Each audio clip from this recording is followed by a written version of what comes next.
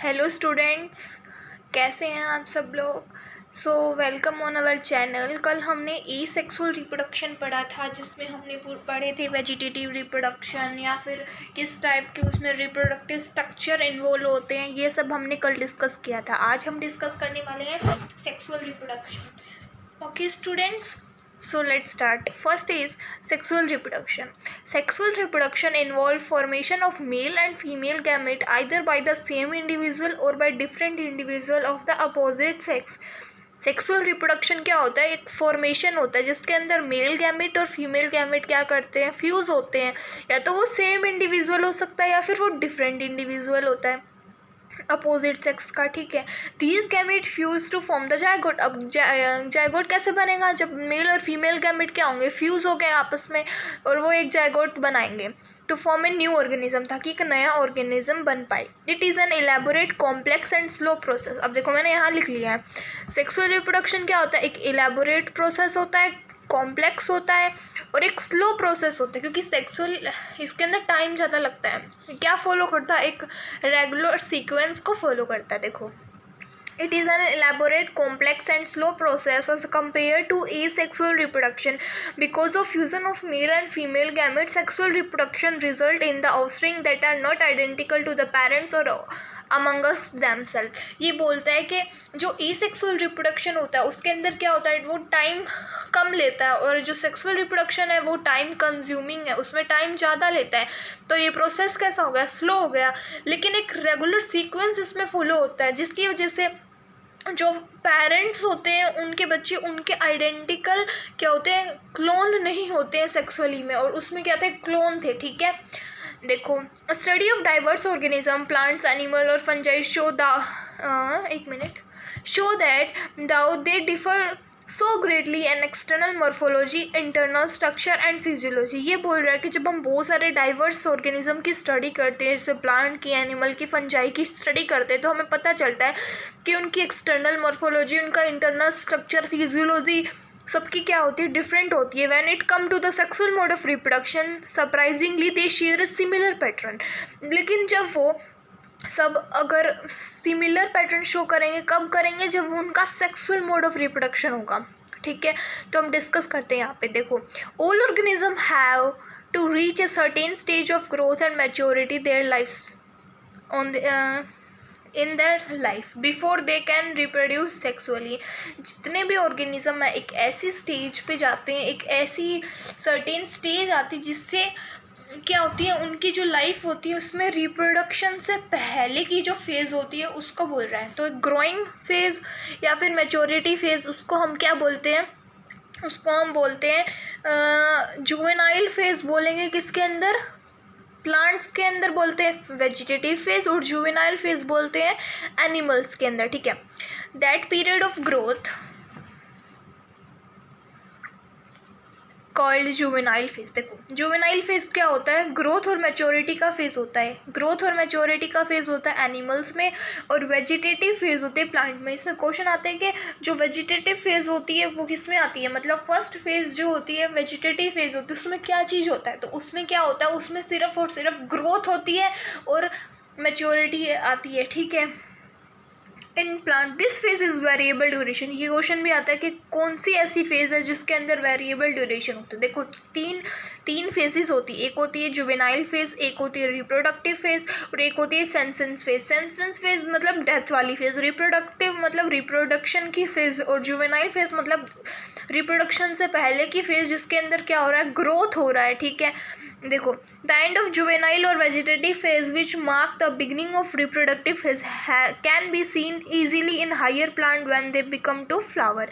ये क्वेश्चन आता है कि इसको हम कब सीन कर सकते हैं? तो हम जब सीन करेंगे जब वो क्या हो जाए, फ्लावर बन जाए। जो प्लांट है वो अगर एक फूल बन जाता है तो उसकी कौन सी फेज वो बताने लगता है कि रिप्रोडक्टिव फेज का क्या हो गया, बिगनिंग हो गई है। ठीक है, देखो अब यहाँ पर देखते हैं, प्लांट्स होते हैं कुछ, जैसे एनुअल हो गया और बाइनियल टाइप के प्लांट होते हैं। उनमें हम क्लियर कट रिप्रोडक्टिव भी, वेजिटेटिव भी और सेंसेंट फेज भी देखने को मिल सकती है। ठीक है, एनुअल और बाइनियल प्लांट। एनुअल प्लांट वो होते हैं जो कि अपनी लाइफ साइकिल 1 साल में कंप्लीट करते हैं, और बाइनियल वो होते हैं जो अपनी लाइफ साइकिल को पूरे 2 साल में कंप्लीट कर पाते हैं। तो ये क्लियर कट वेजिटेटिव शो भी करते हैं, रिप्रोडक्टिव भी शो करते हैं, और सेंस एंड फेज भी शो करते हैं। बट अगर हम बात करें पीरियड स्पीसीज़ की, तो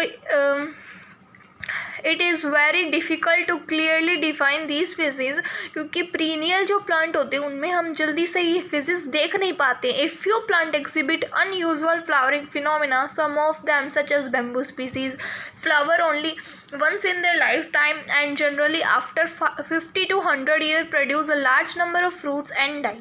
ये बोल रहा है जो पीरियड प्लांट्स होते हैं ना, उनके अंदर हम फेजेस को नहीं देख पाते हैं क्लियर कट, लेकिन जो बाइनियर और एनुअल प्लांट्स थे उनके अंदर हम क्लियर कट शो कर सकते हैं, मतलब वो दिखा सकते हैं अपनी फेस, तो हम उनमें देख सकते हैं वेजिटेटिव भी, रिप्रोडक्टिव भी और सेंस एंड फेस। बट जो पीरियड प्लांट होते हैं वो बहुत ज़्यादा क्या होते हैं, इस टाइप के होते हैं जिसके अंदर हम लोग क्योंकि वो लोग क्या होते हैं ना, ये जो प्लांट्स होते हैं वो एग्जिबिट नहीं करते हैं, मतलब कि अनयूजुअल इनका फ्लावरिंग फिनोमिना होता है। जैसे एक बैम्बू प्लांट है, वो जनरली ना अपने पूरे लाइफ टाइम में जब वो 50 से 100 साल का होता है उसके बीच में वो क्या देता है, फ्लावर देता है अपनी लाइफ में सिर्फ एक ही बार, उसके बाद वो डाई हो जाता है। तो ये एक कैसा फिनोमिना हो गया, एग्जिबिट करा अनयूजुअल फिनोमिना, फ्लावरिंग फिनोमिना है। जैसे एक और फ्लावर होता है जिसका नाम है स्ट्रोबिलेंथिस कुथियाना, कुंथियाना मतलब कि नीला करंजी। ये वाला क्वेश्चन आता है कि स्ट्रोबिलेंथिस कुथियाना का दूसरा नाम क्या है, तो ये इसका नाम याद रखना नीला करंजी है। देखो ये क्या है, सिर्फ 12 साल में एक ही बार फ्लावर देता है, सितंबर अक्टूबर 2006 इसने अब लास्ट टाइम दिया था। ये एनसीईआरटी की बुक पहले की है, मतलब तो शायद अभी इसमें यहाँ पे करेक्शन हो गया क्योंकि इसके 12 साल अभी पूरे हो चुके हैं। तो सितंबर अक्टूबर 2006 तो आप याद रखना, और 12 साल इसमें ऐड कर लेना, तब इसका एक नया फ्लावर ग्रो हो गया होगा अब तक। तो स्ट्रोबिलेंथस कुंथियाना एक नीला करंजी इसका दूसरा नाम है, ठीक है। Its mass flowering transformed large trace of hilly areas in Kerala, Karnataka, Tamil Nadu, ये यहाँ पे पाया जाता है in blue stretches and attracted a large number of tourists। इसके वजह से बहुत सारे टूरिस्ट यहाँ पर अट्रैक्ट होकर आ जाते हैं देखने के लिए। In animals, the juvenile phase is followed by morphologically and physiological changes prior to the active reproductive behavior। क्या बोल रहा है कि जुवेनाइल फेज़ के बाद कौन सी फेज़ आती है, रिप्रोडक्टिव फेज़ आती है, ठीक है, जिसमें मॉर्फोलॉजिकल और फिजियोलॉजिकल चेंजेस आते हैं। रिप्रोडक्टिव फेज़ को भी हम वेरिएबल ड्यूरेशन का डिफरेंट ऑर्गेनिज्म में मान सकते हैं। देखो इस पैराग्राफ में हमने इतना पढ़ा। देखो कुछ प्लांट्स होते हैं जो एनुअल होते हैं और बाइनियल। जो एनुअल होते हैं और बाइनियल होते हैं वो clear cut vegetative phase show करते हैं, लेकिन जो पीरियड होते हैं वो अपनी क्लियर कट डिफाइन नहीं करते हैं इन तीनों फेजेस को, ठीक है। इसके एग्जांपल हमने देखी, जैसे कि बैम्बू प्लांट है, वो सिर्फ एक ही टाइम में क्या करता है, फ्लावर देता है, जो कि 50 से 100 साल के बीच में एक ही बार देगा। और जो स्ट्रोबिलेंथिस कुथियाना जिसका दूसरा नाम नीला करंजी है, वो 12 साल में एक बार फूल देता है। इसको लास्ट टाइम सितंबर अक्टूबर 2006 में नोटिस किया गया था। ये कहाँ पे ग्रो होता है, हिली एरियाज़ में ग्रो होता है, केरला, कर्नाटका, तमिलनाडु। इसकी ब्लू स्ट्रेचेस के कारण और इससे बहुत सारे टूरिस्ट अट्रैक्ट हो गए, इसे देखने आते हैं, ठीक है। अभी देखते हैं आगे कि प्लांट्स के अंदर भी ये होता है। अब देखो बर्ड्स लिविंग इन नेचर ले एग ओनली सीजनली। जो बर्ड्स होते हैं, जो पक्षी होते हैं, जो सर्वाइव करते हैं, वो क्या करते हैं, अपने एग देते हैं वो किस सीज़न आता है उनका, सीजनली देते हैं। However birds in captivity as in poultry farms can be made to lay egg throughout the year। लेकिन जो बर्ड्स पोल्ट्री फार्म्स में रखी जाती हैं वो थ्रू आउट द ईयर क्या देते हैं, एग देते हैं। इस केस में जो लेइंग एग है वो रिप्रोडक्शन के द्वारा नहीं आए गए हैं, वो एक कॉमर्शियल एक्सप्लॉयटेशन के कारण ह्यूमन वेलफेयर के सपोर्ट में, मतलब ह्यूमन को इसकी आवश्यकता है, इसलिए वो मतलब रिप्रोडक्शन से बने नहीं हैं, वो एग आर्टिफिशियल एग है। The female of placental mammal exhibit cyclic changes. वो फीमेल जिनके अंदर जो मैम्बल्स होते हैं ना, प्लेसेंटल मैमल्स, उनके अंदर क्या होते हैं, साइक्लिक चेंजेस आते हैं जैसे उनकी ओवरीज में और accessory duct as well as hormone during the reproductive phase. जो नॉन प्राइमेट्स एनिमल होते हैं जैसे कि काउज है, शिप है, रेट है, डियर है, डॉग है, टाइगर है एट्सेट्रा, इनमें भी साइक्लिक चेंजेस आते हैं रिप्रोडक्शन के थ्रू। इसको हम ईस्ट्रस साइकिल कहते हैं, ठीक है। और जो प्राइमेट जैसे कि जिसमें हम आते हैं, ह्यूमंस आते हैं, मंकी आता है और एप्स आता है, उसके अंदर भी एक साइकिल आती है जिसको हम मेंस्ट्रुअल साइकिल कहते हैं, ठीक है। अब आपको लर्न क्या करना है, आपको ये लर्न करना है जो ईस्ट्रस साइकिल है वो इनमें देखने को मिलती है। ईस्ट्रस साइकिल जो होती है वो किस में होती है, ये नॉन प्राइमेट्स में होती है, ठीक है। नॉन प्राइमेट्स में ईस्ट्रस साइकिल देखने को मिलती है और जो मेंस्ट्रुअल साइकिल होती है वो प्राइमेट्स में देखने को मिलती है, ठीक है।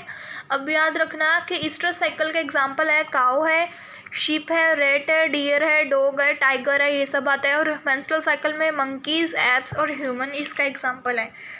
Many mammals, especially those living in natural wild conditions, exhibit such cycle only during favorable season and in the reproductive phase and are called seasonal breeder। कुछ ऐसे होते हैं जिनके अंदर जो ये साइकिल है जैसे वो सीज़न वाइज आती है, तो उसको हम बोलेंगे वो सीजनल ब्रीडर होते हैं। पर मैनी अदर मैमल्स रिप्रोड्यूस कैसे करते हैं, actively through out the reproductive phase, उसको हम कॉन्टीन्यूअस ब्रीडर बोलते हैं, ठीक है। ये सीजनल के कुछ एग्जांपल मैंने यहाँ पे लिखे हैं जैसे कि फ्रॉग है, लिजार्ड है, कुछ बर्ड्स है, डियर्स है, ये इसमें सीजनल ब्रीडर्स होते हैं। और कॉन्टीन्यूअस जैसे हनी बी है, हनी बी जो कि क्वीन हनी बी है, वो माइस है, कैटल है, रैबिट है, ये सब क्या शो करते हैं, reproductive phase through out the मतलब करते हैं कॉन्टीन्यूअसली, तो इनको कॉन्टीन्यूअस ब्रीडर हम बोलेंगे। आगे देखते हैं, कुछ फेजेस आती है, देखो the end of reproductive phase can be considered as the parameter of sensation और ओल्ड एज। जैसे रिप्रोडक्टिव फेज खत्म होगी तो कौन सी फेज स्टार्ट हो जाएगी, सेंसेशन फेज, मतलब ओल्ड फेज स्टार्ट हो जाएगी। There are concomitant changes in the body like slowing of metabolism during the last phase of the lifespan, old age ultimately lead to the death। अब बोल रहा है कुछ पैरामीटर्स होते हैं ओल्ड एज में, उसमें क्या होता है, मेटाबॉलिज्म स्लो हो जाता है क्योंकि चेंजेस आ रहे हैं बॉडी में, और ये लास्ट फेज होती है जिसके बाद जो ओल्ड एज के बाद अल्टीमेटली डेथ हो जाती है उसी की इंडिविजुअल की। In both plants and animal, दोनों में बात करें प्लांट्स में भी और एनिमल्स में भी, हार्मोन जो होते हैं वो किसके लिए रिस्पॉन्सिबल होते हैं, ये transition between the three phases. Juvenile phase, vegetative phase plants में इसको बोल रहे हैं, दूसरा है रिप्रोडक्टिव और तीसरा है सेंसेशन फेज। इसमें जितने भी हार्मोन्स जो होते हैं ना वही रिस्पॉन्सिबल होते हैं इनके बीच में ट्रांजिशन लाने के लिए। जो इंट्रैक्शन होता है between hormones and certain environmental factors regulate the reproductive processes and that is associated behavioral expressions of organism। तो इसमें क्या होता है कि जिसकी वजह से हॉर्मोन्स में मतलब इंट्रैक्शन हो रहा है हार्मोन का और इन्वायरमेंट के बीच में, जिसकी वजह से कुछ एक्सप्रेशन जो बिहेवियरल आते हैं ऑर्गेनिज्म में होते हैं। अब हम पढ़ेंगे इवेंट्स इन सेक्सुअल रिप्रोडक्शन कि कौन से इवेंट्स होते हैं सेक्सुअल रिप्रोडक्शन में। सो हम पहले थोड़ा सा रिवाइज कर लेते हैं। देखो हमने अभी तक कितना पढ़ा था, जो प्लांट्स होते हैं उनमें 3 टाइप की फेजेस आती है। एक फेज़ आती है जुवेनाइल फेज़ जिसका मतलब होता है ग्रोथ और मैच्योरिटी, ठीक है, उसको ही वेजिटेटिव फेज़ बोलते हैं किसके अंदर, प्लांट्स के अंदर। सेकंड फेज़ थी रिप्रोडक्टिव फेज़ जिसमें रिप्रोडक्शन कैपेबिलिटी हो जाती है और रिप्रोडक्शन स्टार्ट हो जाता है। फिर थर्ड फेज़ बड़ी हमने सेंसेशन फेज़ जिसके अंदर क्या होता है, जो प्लांट्स होते हैं वो क्या हो जाते हैं या फिर जितने भी एनिमल्स या फिर इंडिविजुअल जो भी है ओल्ड एज उनकी आ जाती है तो हम उसे क्या बोलेंगे, सेंसेशन फेज़ बोलते हैं। देखो प्लांट्स के अंदर 2 टाइप के ये प्लांट आते हैं, एक एनुअल होता है, बाइनियल होता है। एनुअल और बाइनियल क्लियर कट वेजिटेटिव, मतलब तीनों जितनी भी वो फेजेस थे ना हमने तीनों अभी डिस्कस किए हैं वो सब भी शो करेंगे।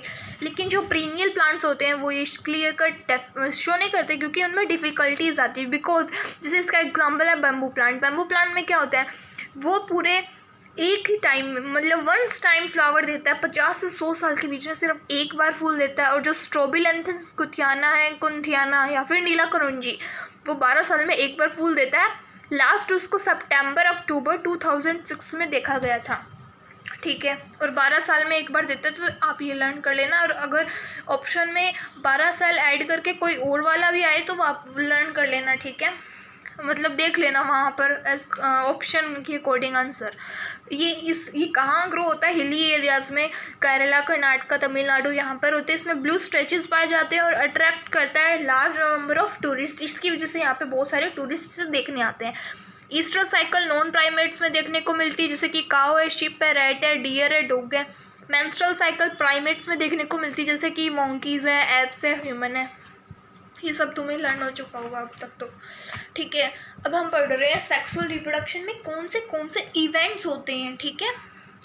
आफ्टर अटेनमेंट ऑफ मैच्योरिटी, जैसे ही मैच्योरिटी आ जाती है, all sexually reproducing organism exhibit events and processes that have remarkable fundamental similarity, even though the structure associated with sexual reproduction are indeed very different.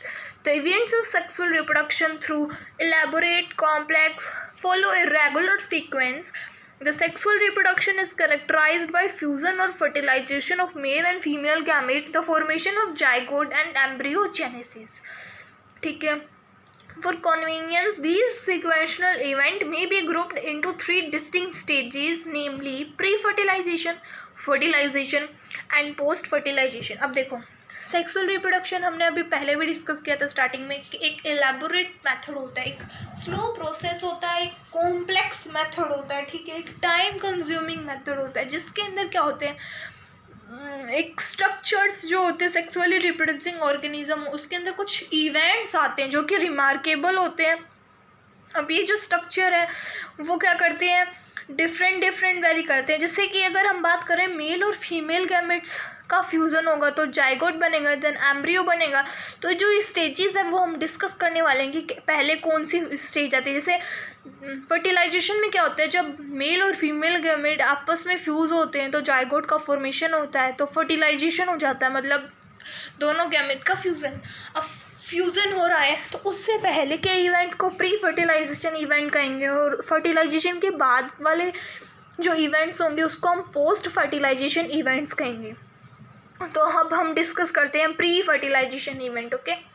These include all the events of sexual reproduction prior to fusion of gametes. These two main pre-fertilizing event, ऐसे pre fertiliser में भी 2 type के क्या आएंगे, fertilisation में क्या आएंगे, 2 events आते हैं, एक होता है गैमेटोजेनेसिस और एक होता है गैमेट का ट्रांसफ़र। अब हम आप हमेशा याद रखना, जेनेसिस का मतलब होता है बनना, ठीक है, टू मेक। तो गैमेटोजेनेसिस मतलब गैमेट्स का बनना। तो गैमेटोजेनेसिस एक दो, क्योंकि इसमें बोला 2 आएंगे इवेंट्स, एक तो आ गया गैमेटोजेनेसिस, दूसरा आ गया गैमीट का ट्रांसफ़र। पहले तो गैमेट्स बनेंगे फिर गैमेट ट्रांसफ़र होंगे, तो ये क्या होगा, एक प्री फर्टिलाइजेशन इवेंट है। देखो गैमेटोजेनेसिस हम पढ़ते हैं। As you already aware, gametogenesis referred to the process of formation of 2 types of gametes.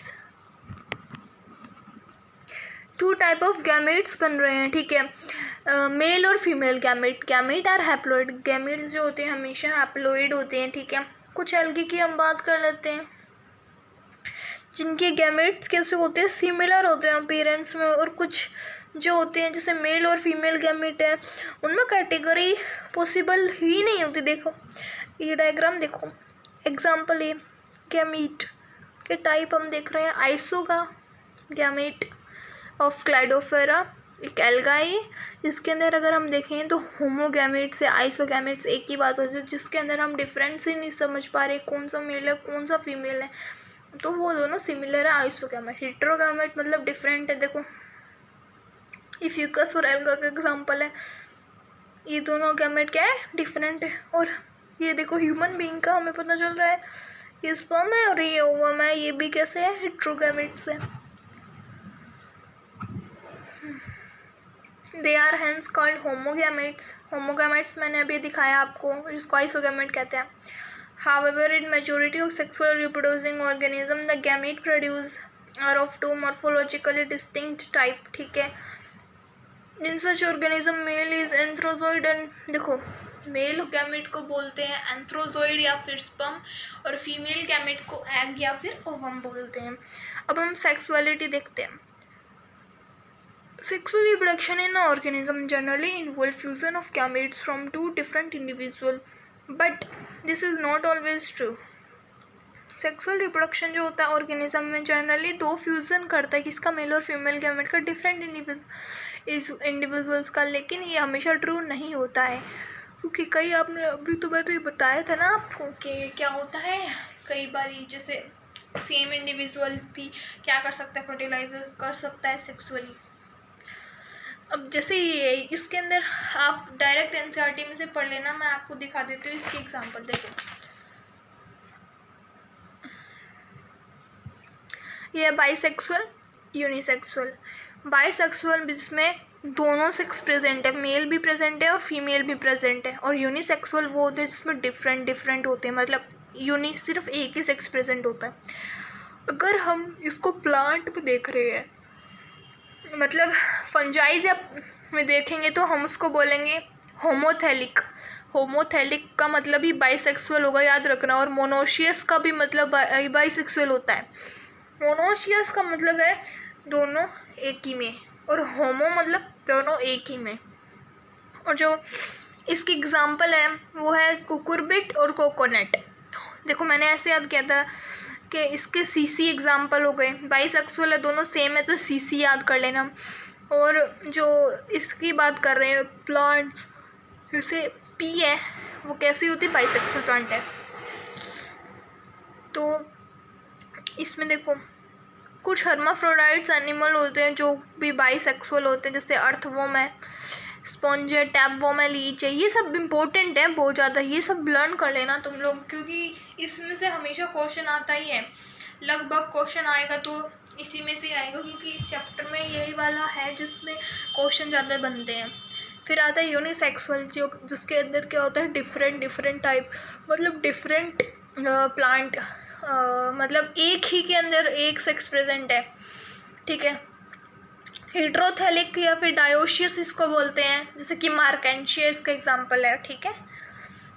और इसके एग्जांपल अगर देखिए पपाया है, डेट पाम है, और हेट्रोफ्रोडाइट्स कौन सा होता है, कॉकरोच.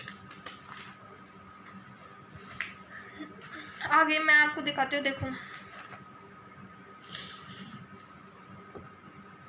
इसके अंदर एक टैग लाइन है, जो हैप्लॉइड पेरेंट्स होते हैं वो गैमेट प्रोड्यूस करते हैं माइटोटिक डिवीज़न, मतलब उनमें माइटोसिस होती है. ये टैग लाइन है, मतलब ये इंपॉर्टेंट है. Haploid parents body produce gamete by mitotic division. Okay.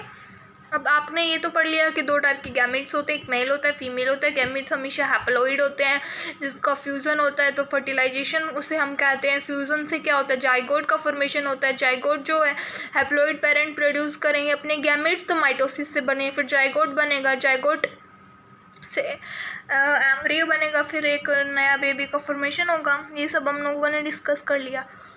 अब यहाँ से देखते हैं. Several organisms belonging to Monera, fungi, algae, bryophytes have haploid plant body. जो मोनेरा है, फंजाई है, मतलब एल्गीज हैं, ब्रायोफाइट्स हैं, हैप्लॉइड प्लांट बॉडी होती है. But in organism belonging to pteridophytes, gymnosperm, angiosperm, ये क्या होते हैं, इंक्लूडिंग ह्यूमन, ये डिप्लॉइड होते हैं. ये आप लोगों ने क्लास 11th में पढ़ा होगा प्लांट किंगडम में कि हैप्लॉइड कौन सा होता है और डिप्लॉइड कौन सा होता है, तो वहीं से आया ये. इट इज़ ऑब्वियस दैट जो मियोसिस होती है, मियोसिस का मतलब होता है रिडक्शनल डिवीज़न, मतलब it occur if A diploid body has produce haploid gamete. Meiosis कब होगी, जब एक डिप्लॉइड बॉडी हैप्लॉइड गैमेट्स का फॉर्मेशन करती है. तो जो डिप्लॉइड ऑर्गेनिज्म होते हैं, स्पेशल सेल होते हैं जिसको हम मियोसाइट्स बोलते हैं. ये इंपॉर्टेंट है, व्हाट इज़ मियोसाइट. तो मियोसाइट क्या होती है, गैमीट मदर सेल होती है जिसके अंदर मियोसिस होती है. At the end of meiosis only one set of chromosome get incorporated into the each gametes. ठीक है. कि जैसे ही मियोसिस हुई, देखो ये लिखा है मियोसिस के एंड में ओनली एक ही सेट क्रोमोसोम क्या रहता है, इनकॉर्पोरेट होता है गैमेट्स के अंदर। तो गैमेट ट्रांसफ़र हम देखेंगे। तो अभी हमने देखा कि गैमेट्स बने कैसे हैं, मियोसिस से बने हैं, माइटोटिक डिवीज़न हुआ था, सॉरी, ठीक है। और मियोसाइट जो होती है वो एक गैमीट मदर होती है। गैमीट ट्रांसफ़र कैसे होंगे, देखो जब फंजाइज और एल्गी होती है ना, ऐसे बता देती हूँ, इसको रीड कर लेना आप। देखो जो गैमीट होते हैं वो ट्रांसफ़र कैसे होते हैं, जैसे प्लांट्स, जैसे फंजाइज और एल्गीज होते हैं, इसमें दोनों गैमेट्स जो होते हैं वो मोटाइल होते हैं, मतलब दोनों क्या कर सकते हैं, मूव कर सकते हैं।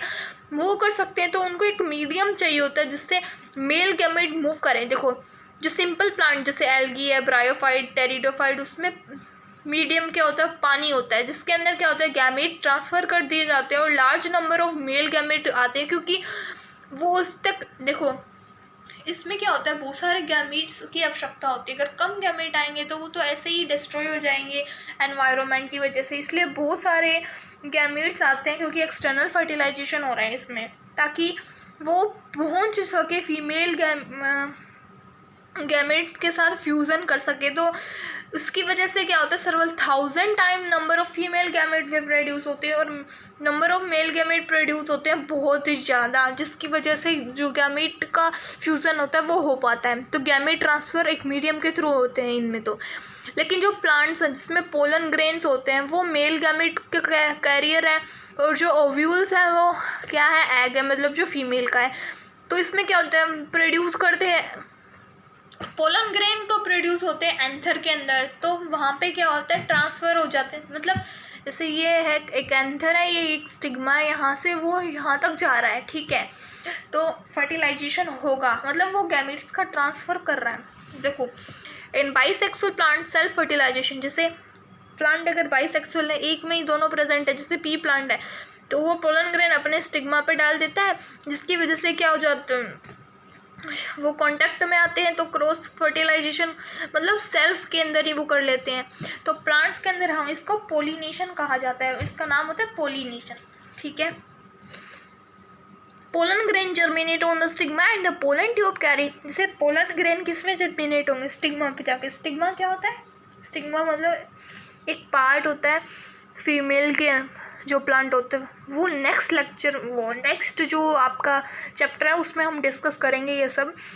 तो वहाँ पे जाके क्या होता है, वो उसके ऊपर जाके स्टिक हो जाता है, फिर वो जो एक मेल गैमेट रीच करती है, मतलब कि वहाँ पर एक ट्यूब होती है, उसको अंदर ले जाती है, और वहाँ पर जाके मेल गैमेट डिस्चार्ज हो जाते हैं एग के पास में, और फिर क्या होता है, पोलिनेशन हो जाता है।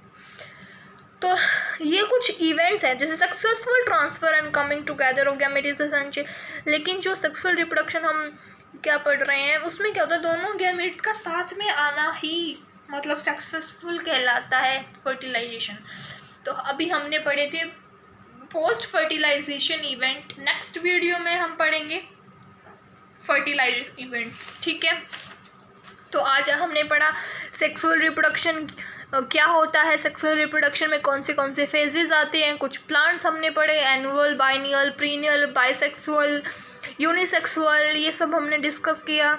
और हमने प्री फर्टिलाइजिंग इवेंट्स पढ़े, फर्टिलाइजेशन इवेंट पढ़े, जिसके अंदर गैमेटोजेनेसिस मतलब गैमेट्स का फॉर्मेशन होता है, और गैमेट ट्रांसफ़र के गैमेट किस टाइप से ट्रांसफ़र होते हैं, इसमें हमने ये सब डिस्कस किया। अब नेक्स्ट वीडियो में हम फर्टिलाइजेशन पढ़ेंगे, ठीक है। So please like, subscribe and share. Thank you so much.